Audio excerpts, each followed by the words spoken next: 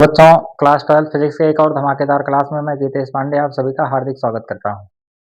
जैसा कि हम लोग बच्चों इस समय क्लास 12 फिजिक्स में किरण प्रकाश के नाम के चैप्टर को पूर्ण कर रहे हैं। उसी क्रम में इस सेशन में हम लोग जो है एक और इम्पोर्टेंट टॉपिक पर डिस्कस करेंगे, जो कि होगा अगर दो लेंस परस्पर संयुक्त करके रखे गए हैं तो उसकी फोकस दूरी और संयुक्त लेंस की क्षमता क्या होगी। इस पर हर वर्ष इस समय लगातार जो है पिछले 5 वर्ष से इस पर सवाल अक्सर पूछे जा रहे हैं, तो ये सेशन बहुत ही महत्वपूर्ण होने वाला है। अगर आप लोग वीडियो में अंत तक बने रहते हैं तो कुछ अच्छा सीख कर जाएंगे यहाँ से। चलिए तो स्टार्ट करते हैं।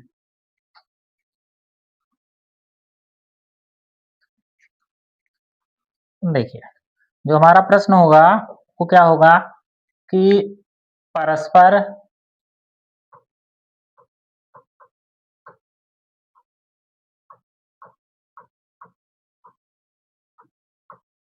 संपर्क में रखे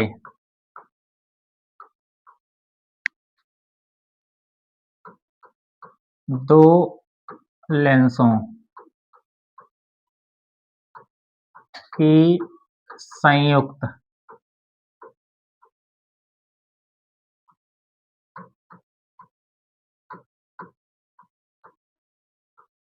फोकस दूरी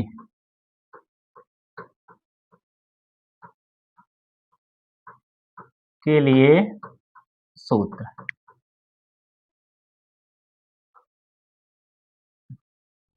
ठीक, दो लेंस हैं जो कि परस्पर संयुक्त रूप से रखे गए हैं और इसकी फोकस दूरी के लिए सूत्र हमको स्थापित करना है। देखिए, जैसे सबसे पहले हम दो उत्तल लेंस लेते हैं।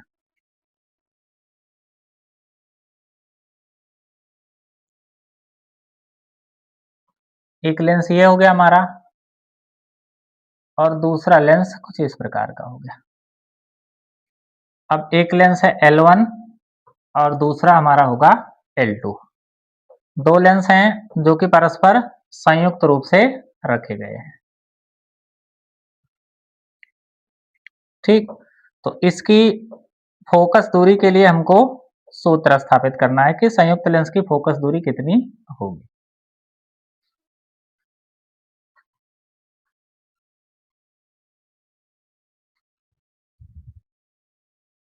देखिए, अब जैसे इस लेंस L1 के सामने एक बिंदु वस्तु O रखी है। ठीक, ये हो गया हमारा एक बिंदु वस्तु O जो कि कहाँ रखी है, इस लेंस L1 के सामने। तो जब ये प्रकाश किरण यहाँ बिंदु O से दो किरणें चल रही, एक किरण ये जो सीधे निकल जा रही है इसके प्रकाशिक केंद्र से होकर जा रही है, तो ये बिना विचलित हुए सीधे निकल जा रही है, और दूसरी किरण जो इस प्रकार से यहाँ ये आपतित हो रही है। तो अब इसका मतलब L1 जो है इस वस्तु का जो प्रतिबिंब है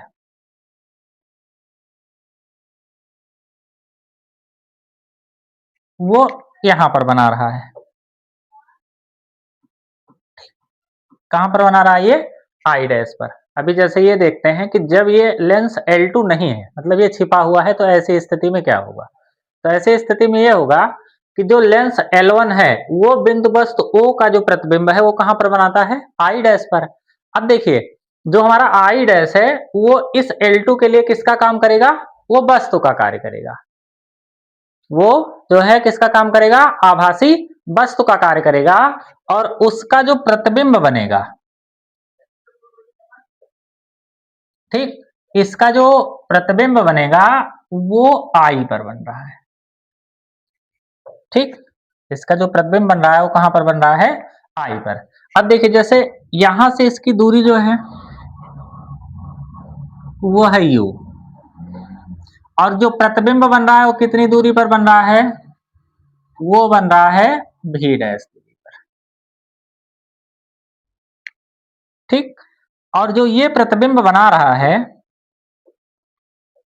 ये देखिए जो L2 जो इसका प्रतिबिंब बना रहा है वो कितनी दूरी पर बना रहा है, वो मान लेते हैं वो बना रहा है v दूरी पर।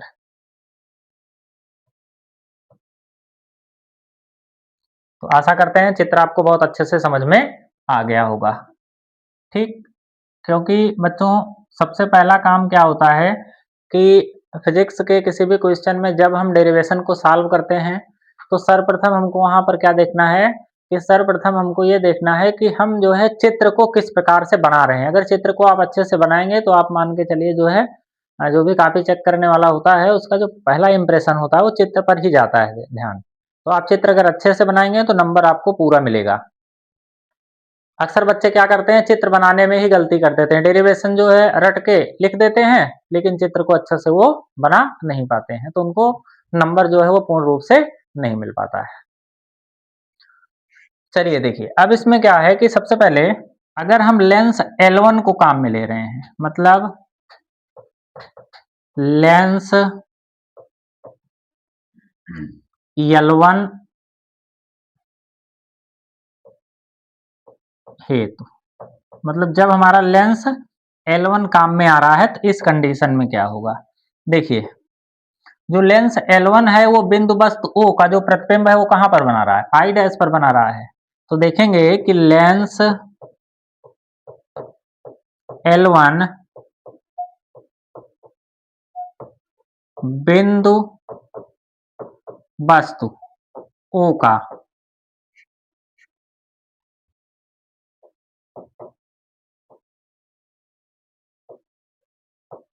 प्रतिबिंब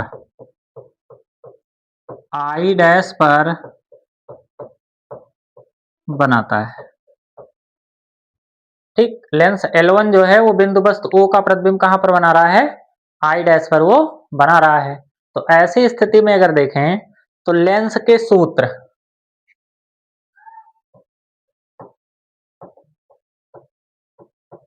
लेंस के सूत्र 1/f बराबर 1/v माइनस 1/u से।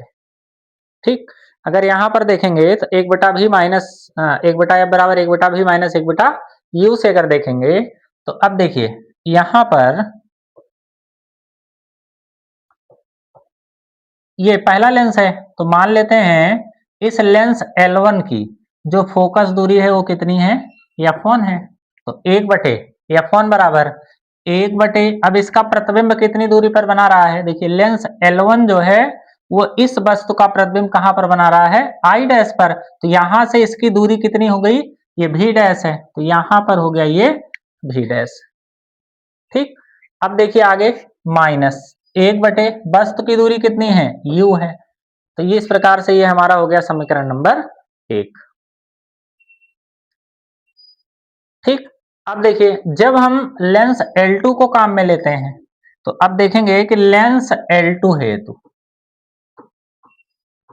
लेंस L2 हेतु अब देखिए जब लेंस L2 काम में आ रहा है तो ऐसी स्थिति में क्या होगी?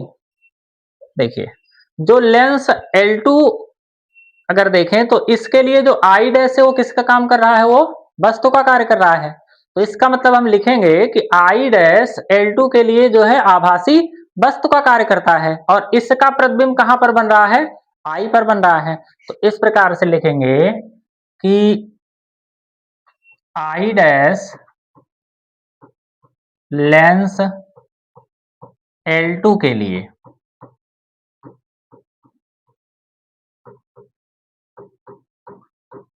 आभासी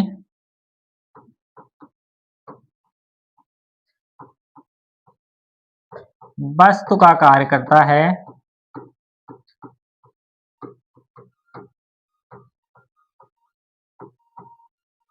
इसका प्रतिबिंब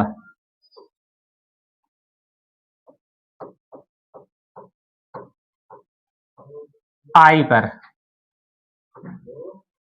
बन रहा है। ठीक, देखिए I डैश L2 के लिए किसका काम कर रहा है? ये क्योंकि इसके सामने हो गया वस्तु का और इसका प्रतिबिंब कहाँ पर बन रहा है? वो I पर बन रहा है। ठीक, तो अब फिर से यही सूत्र लगाते हैं। तो अब इसको जब लगाएंगे तो इसके लिए अगर देखिएगा तो यहाँ पर फोकस दूरी कितनी हो जाएगी? वो हो जाएगी f2। तो 1/f2 बराबर क्या होगा? 1/, अब देखिए v का मतलब प्रतिबिंब, तो प्रतिबिंब की दूरी, अब प्रतिबिंब तो कितनी दूरी पर बन रहा है, वो भी दूरी पर ही बन रहा है, माइनस 1 बटे यू का मतलब अब इस लेंस से जो वस्तु की दूरी है वो कितनी होगी, वो होगी कितनी हमारी भी डैश। इस प्रकार से बन जाएगा ये समीकरण नंबर 2। क्योंकि देखिए ये बहुत पतला लेंस होगा, तो पतला लेंस जब संयुक्त करके रखा गया है तो ये लगभग जो यहां से इसकी दूरी है वही दूरी यहां से लगभग हो जाएगी। ठीक, अब देखिए समीकरण 1+2 से अगर देखें, अब दोनों समीकरण को अगर जोड़ दें, समीकरण 1+2 से, तो 1/F1 प्लस 1/F2 बराबर क्या हो जाएगा, अब देखिए 1/v डैश है इधर, माइनस 1/u है, प्लस का 1/v होगा और माइनस का 1 कितना हो गया ये v डैश।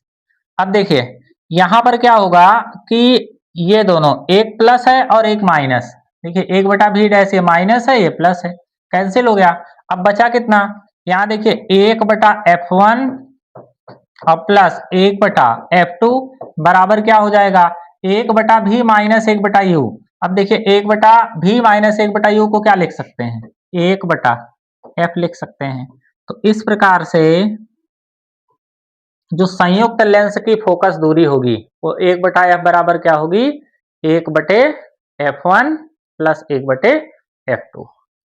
ठीक, एक बार फिर से इसका हम रिवीजन कर लेते हैं। देखिए बोर्ड परीक्षा के दृष्टिकोण से इंपॉर्टेंट डेरिवेशन है जो कि पूछा जा सकता है परीक्षा में। तो देखिए जब परस्पर संपर्क में रखे दो लेंसों की संयुक्त फोकस दूरी के लिए सूत्र, दो लेंस हैं L1 और L2 परस्पर संयुक्त करके रखे गए हैं। अब इस लेंस की जो संयुक्त फोकस दूरी होगी, अब देखिए ये अगर लेंस जब L1 काम में आ रहा है तो L1 के सामने ये है बिंदु वस्तु O, तो L1 इस बिंदु वस्तु O का जो प्रतिबिंब है वो कहां पर बना रहा है, I डैश पर। जब ये समझ लो ये लेंस है ही नहीं अभी L2 वाला यहाँ, ठीक, तो इसका प्रतिबिंब कहां पर बन रहा है, I डैश पर। अब देखिए जो I डैश है वो L2 के लिए किसका काम कर रहा है, वो वस्तु का कार्य कर रहा है, तो इसका प्रतिबिंब कहां पर बन रहा है, वो I पर बन रहा है। तो इस प्रकार से अगर देखिए जब हमारा लेंस L1 काम में आ रहा है तो लेंस L1 हेतु, अब L1 के लिए क्या लिखेंगे हम, L1 के सामने क्या एक बिंदु वस्तु रखी है, तो लेंस L1 बिंदु वस्तु O का जो प्रतिबिंब है वो कहां पर बना रहा है, I डैश पर बनाता है। तो लेंस के सूत्र 1/f बराबर 1/v माइनस 1/u से। तो अब यहाँ पर 1/f मतलब इसकी अगर फोकस दूरी कितनी है, F1 है, तो 1/f1 बराबर 1/v कितनी दूरी पर प्रतिबिंब बन रहा है, v डैश, तो v डैश हो गया माइनस का 1/ वस्तु की दूरी u है तो u लिख दिया, समीकरण नंबर 1 हो गया। अब दूसरा देखें, अगर लेंस L2 है तो जब लेंस L2 काम में आएगा तो अब I डैश L2 के लिए किसका काम कर रहा है, I डैश लेंस L2 के लिए आभासी वस्तु का कार्य करता है और इसका प्रतिबिंब कहां पर बन रहा है, I पर बन रहा है। तो फिर से 1/f2 बराबर 1/v माइनस 1/v डैश हो गया। ये हो गया हमारा समीकरण नंबर 2। अब दोनों समीकरण को अगर हम जोड़ लें समीकरण 1+2 से, तो 1+2 से अगर देखेंगे तो दोनों को जोड़ेंगे तो 1/f1 प्लस 1/f2 इधर हो गया।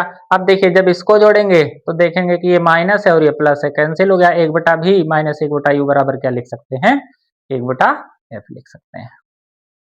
ठीक, तो इस प्रकार से एक और हमारा इंपॉर्टेंट टॉपिक क्लियर हुआ आपका। ये चलते हैं इसमें कुछ और कॉन्सेप्ट को सीखते हैं जो कि 1 नंबर का प्रश्न अक्सर पूछा जा सकता है और आप देखेंगे तो पेपर में हर वर्ष जो है ये प्रश्न पूछा जाता है। अब इसमें देखिए सबसे पहला प्रश्न, जैसे अगर एक लेंस उत्तल और दूसरा अवतल है तब क्या होगा। देखिए जो दोनों लेंस हमारे रखे हैं, अगर वो, अब ये कुछ इंपॉर्टेंट पॉइंट हम देखेंगे इसमें जो कि बहुत महत्वपूर्ण होने वाले हैं बोर्ड परीक्षा के दृष्टिकोण से, अक्सर जो पूछे जाने वाले प्रश्नों में से हैं ये। डेरिवेशन आएगा अगर तो वहां तक ही लिखना है हमको, उसके बाद कुछ इंपॉर्टेंट पॉइंट या सवालों के लिए काम में आएंगे और जो है 1 नंबर का प्रश्न यहाँ से पूछा भी जा सकता है। चलिए शुरू करते हैं इसमें। देखिए जैसे यदि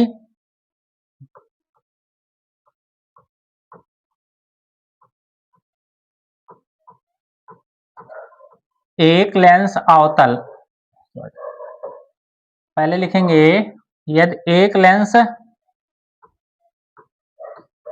उत्तल तथा दूसरा अवतल है।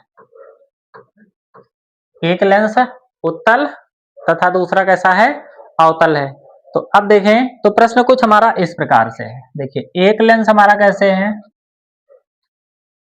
ये है उत्तल, और दूसरा कैसे है, अवतल। तो इस प्रकार से अगर दोनों लेंस संयुक्त करके रखे गए हैं, ये देखिए ये हमारा हो गया उत्तल और ये हमारा हो गया अवतल। अगर इस प्रकार से रखे गए हैं तब क्या होगा, तब देखिए जैसे संयुक्त लेंस की फोकस दूरी के लिए हमारे पास सूत्र क्या है, 1/f बराबर 1/f1 प्लस 1/f2। जो संयुक्त लेंस की फोकस दूरी होगी वो कितनी होगी, 1/f बराबर 1/f1 प्लस 1/f2, ये हो जाएगी। अब देखिए जैसे इसमें जो f1 और f2 हैं, अगर देखिए तो उत्तल लेंस की अगर इसकी फोकस दूरी अगर f1 है, इसकी अगर फोकस दूरी देखें f1 है और इसकी फोकस दूरी अगर f2 है, तो ऐसी स्थिति में क्या होगा कि 1/f बराबर क्या हो जाएगा। अब देखिए जो उत्तल की फोकस दूरी होती है चिन्ह परिपाटी के अनुसार पॉजिटिव, और जो अवतल की होगी वो क्या होगी, नेगेटिव। तो यहाँ माइनस आ गया। अब देखिए अगर आगे चल के यहाँ देखते हैं तो 1/f बराबर क्या हो जाएगा, ये f1 और f2 हो गया लघुत्तम। अब देखिए ये हो जाएगा हमारा f2 माइनस कितना, f1। ठीक, तो अब यहां पर अगर हम f बराबर देखेंगे तो क्या मिलेगा हमको, देखिए ऐसी स्थिति में अगर हम f बराबर देखेंगे तो ये पलट जाएगा। तो f1 f2 अपान कितना हो जाएगा, f2 माइनस कितना हो जाएगा, f1। ठीक, तो ये हो जाएगा हमारा f बराबर कितना हो जाएगा, f1 f2 अपान f2 माइनस f1। अब यहां से देखिए केस नंबर फर्स्ट अगर देखें, पहली स्थिति यदि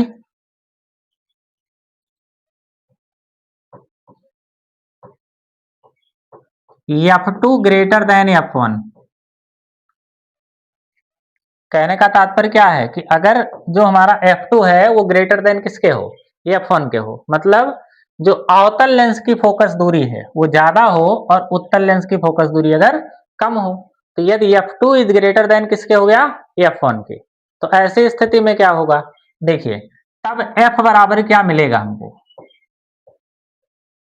अगर इसका मान इससे ज्यादा है, तो अगर ये ज्यादा है और ये कम होगा, तो ऐसी स्थिति में क्या मिलेगा, जो हमारा ये मान मिलेगा वो कैसा होगा, वो जो है ठीक, अगर एक लेंस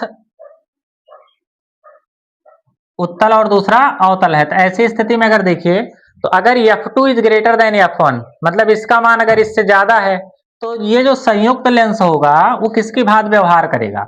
अब देखिए ऐसी स्थिति में जो f का मान मिलेगा वो क्या मिलेगा, अगर इसका मान ज्यादा है और इसका मान कम है, तो देखिए मान लेते हैं जैसे f1 बराबर मान लो 2 सेंटीमीटर हो गया और f2 जो है वो 4 सेंटीमीटर है। तो इस प्रकार से अगर दोनों मानों को हम रखते हैं तो क्या मिलेगा हमको, देखिए तब f बराबर क्या मिलेगा, 2 गुणे 4 f1 f2 और बटे f2 माइनस f1, तो f2 माइनस f1 मतलब 4 में से 2 गया 2, तो f बराबर क्या मिला, 4। कितना मिल रहा है ये जरूरी नहीं है, ये कैसा मिल रहा है, तो देखिए ये मान जो मिल रहा है वो प्लस में मिल रहा है। तो प्लस में मिलने का मतलब क्या है कि f का मान जो होगा वो कैसा आएगा, अगर इस कंडीशन में हम f का मान देखेंगे तो वो हमारा होगा धनात्मक। तो f का मान जो मिलेगा हमको कैसा मिलेगा, वो धनात्मक मिलेगा। धनात्मक मतलब ये पॉजिटिव मान मिलेगा, और जब ये f का मान पॉजिटिव मिलेगा तो ऐसी स्थिति में क्या होगा कि देखिए जो संयुक्त लेंस है इस स्थिति में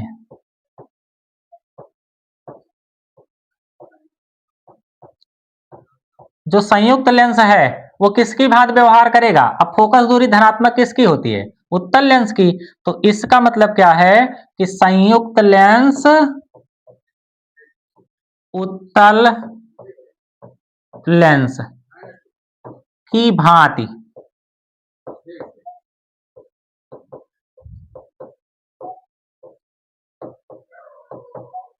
व्यवहार करेगा। तो प्रश्न आपसे कुछ इस प्रकार से पूछा जा सकता है बोर्ड पेपर में कि कहेगा कि यदि दो लेंस हैं, एक उत्तल है और दूसरा अवतल, संयुक्त करके रखे गए हैं। यदि अवतल लेंस की फोकस दूरी जो है उत्तल लेंस की फोकस दूरी से अधिक हो तो संयुक्त लेंस किस प्रकार से व्यवहार करेगा? तो संयुक्त लेंस किसकी भांति व्यवहार करेगा? उत्तल लेंस की भांति। तो ये हो गया हमारा केस नंबर फर्स्ट। चलते हैं अगले कंडीशन की तरफ। देखिए, अब अगर हम देखें कि केस नंबर सेकंड, इसमें क्या होगा कि यदि F1 ग्रेटर देन F2, तो क्या निकल कर आएगा? यदि F1 ग्रेटर देन F2, तो ऐसी स्थिति में जो F का मान मिलेगा वो कैसा होगा? देखिए, अगर इसका मान ज्यादा है इससे, तो इसका मान अगर ज्यादा होगा तो पूरी वैल्यू हमको क्या मिलेगी? ऋणात्मक मिलेगी। पूरी वैल्यू जो है वो कैसे मिलेगी हमको? नेगेटिव। और नेगेटिव जो वैल्यू होती है वो किसकी होती है? वो होती है अवतल लेंस की। तो इसका मतलब इस स्थिति में जो संयुक्त लेंस है वो किसकी भांति व्यवहार करेगा? संयुक्त लेंस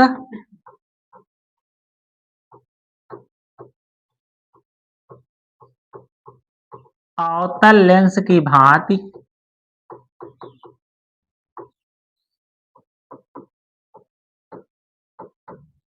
व्यवहार करेगा।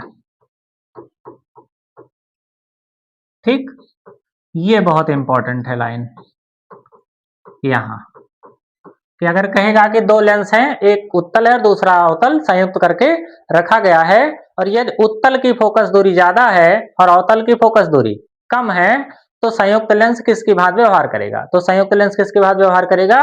वो करेगा अवतल लेंस की भांति व्यवहार करेगा। ये बात बहुत अच्छे से आपको ध्यान रखना है। 2024, 2025, 2023 बोर्ड परीक्षा में अगर आप देखेंगे तो इसमें से कोई ना कोई एक प्रश्न जरूर पूछा गया है। ये जो है बहुत इंपॉर्टेंट होने वाला है। ठीक, चलते हैं नेक्स्ट टॉपिक की ओर। ठीक, चलते हैं केस नंबर थर्ड की ओर। देखिए, केस नंबर थर्ड में क्या होने वाला है? अगर F1 और F2 दोनों बराबर हैं, मतलब F1 बराबर F2, ऐसी स्थिति में है कि F1 और F2 दोनों कैसे हैं? बराबर हैं। तो F का मान क्या मिलेगा? यहाँ पर देखिए, तब F की वैल्यू जो मिलेगी वो अनंत मिलेगी। कैसे? देखिए, जब ये दोनों बराबर हो जाएंगे तो यहाँ कट के जीरो आ जाएगा, और किसी संख्या को जीरो से भाग देते हैं तो अनंत प्राप्त होता है। तो ये होगा इनफाइनाइट, हमारा अनंत। मतलब ऐसी स्थिति में जो हमारा संयुक्त लेंस है वो किसकी भांति व्यवहार करता है? तो इस स्थिति में जो संयुक्त लेंस है वो व्यवहार करेगा समतल प्लेट की भांति।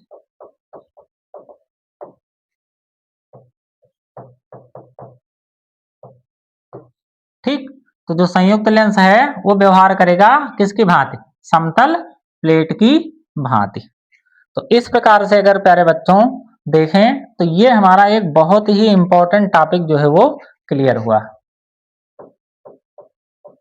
जो कि अक्सर बोर्ड परीक्षाओं में यहाँ पूछा जाता है। ठीक, तो इस प्रकार से ये हमारा कुछ इंपॉर्टेंट टॉपिक क्लियर हुआ। चलते हैं इसमें नेक्स्ट टॉपिक की ओर, जो कि हमारा कुछ इस प्रकार से होगा। देखिए, अगले टॉपिक में जो होगा वो होगी लेंस की क्षमता। पावर ऑफ लेंस क्या होता है?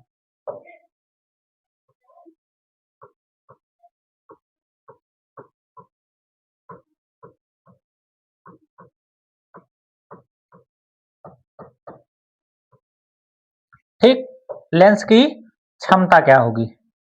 अब देखिए लेंस की क्षमता क्या होती है, पावर ऑफ लेंस। कोई भी लेंस प्रकाश किरणों को जितना अधिक मोड़ता है उसकी क्षमता उतना ही ज्यादा होती है। और ये जो लेंस की क्षमता होती है वो फोकस दूरी के व्युत्क्रम के बराबर होती है। यदि फोकस दूरी किस में मापी जाए, मीटर में मापी जाए तो अब किसी लेंस की क्षमता क्या होती है, इसको अगर देखें तो देखिए किसी लेंस की क्षमता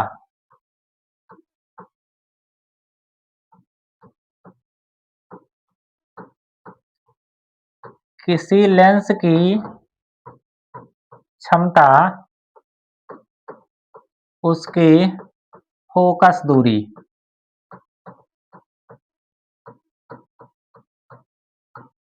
के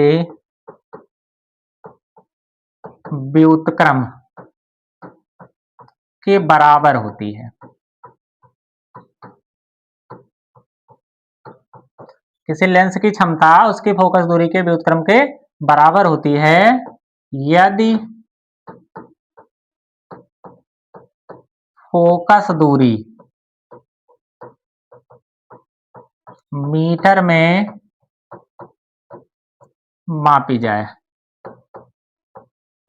ठीक, तो इसको हम क्षमता को P से प्रदर्शित करते हैं। P बराबर होगा 1/F। कब, जब F किस में हो, मीटर में हो, या फिर P बराबर क्या होगा, ये होगा 100/F जब F किस में हो, सेंटीमीटर में हो। तो इस प्रकार से प्यारे बच्चों ये हमारा हो गया लेंस की क्षमता के लिए सूत्र। ठीक, अब देखिए अगर हम संयुक्त लेंस की क्षमता देखें, यहां से अक्सर प्रश्न 1 नंबर में पूछा जाता है कि संयुक्त लेंस की क्षमता। अब देखिए संयुक्त लेंस की क्षमता क्या होती है, जैसे अगर दो लेंस हैं तो संयुक्त लेंस की फोकस दूरी क्या होगी, 1/F बराबर होता है 1/F1 प्लस 1/F2। ये हमारा हो गया संयुक्त लेंस की फोकस दूरी। अब इसकी क्षमता क्या होगी, देखिए ए चूंकि 1/F को हम क्या लिख सकते हैं, P, तो इसको अगर हम देखें तो इसके स्थान पर हम P लिख सकते हैं। तो 1/F1 बराबर हो जाएगा P1 और 1/F2 का मतलब हो जाएगा P2। तो इस प्रकार से जो संयुक्त लेंस की क्षमता आएगी वो P बराबर क्या आएगी, P1 प्लस P2। ठीक, अब इसमें देखिए अगर लेंस एक उत्तल है और दूसरा अवतल है तब क्या होगा, या दोनों उत्तल है तब क्या होगा, तो वो चिन्ह परिपाटी के अनुसार जो है उसको हम फोकस दूरी को लिख लेंगे। देखिए जैसे इस पर अगर एक आध हम एग्जांपल कर रहे हैं तो देखिए जैसे मान लीजिए उदाहरण के लिए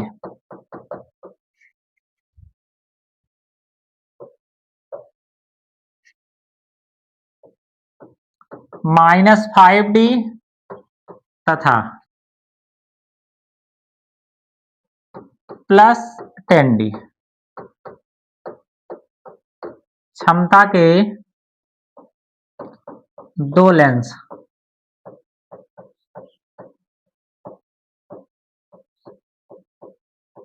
संयुक्त रूप से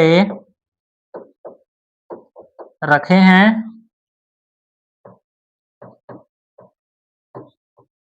ज्ञात कीजिए। नंबर 1,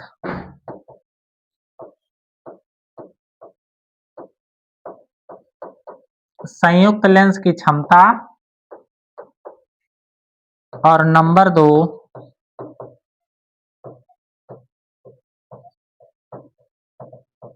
संयुक्त लेंस की फोकस दूरी। ठीक, इस प्रकार से हमको ज्ञात करना है। अब देखिए संयुक्त लेंस की क्षमता, अब देखिए अगर P1 बराबर कितना है 5D और P2 बराबर 10D, तो संयुक्त लेंस पहला अगर देखें तो P बराबर क्या होगा, P1 प्लस P2। तो P1 का मतलब माइनस का 5D और प्लस P2 का मतलब 10D। तो 5D मतलब ये P बराबर कितना बचेगा, 10, 5D बचेगा। ठीक, तो अब ये हो जाएगा हमारा एक आंसर, तो ये आ गया। दूसरा क्या होगा, अगर इसकी फोकस दूरी देखेंगे तो F बराबर 1/P, P का मतलब 5, तो तो इसको अगर 100/5 लिख दें तो कितना आ जाएगा, f बराबर 20 सेंटीमीटर में। तो इस प्रकार से बच्चों ये हमारा एक कॉन्सेप्ट जो है वो क्लियर हो गया। ठीक, तो क्लास आपको कैसा लगा कमेंट बॉक्स में जरूर लिखें और दोस्तों के पास इसको शेयर करें। धन्यवाद।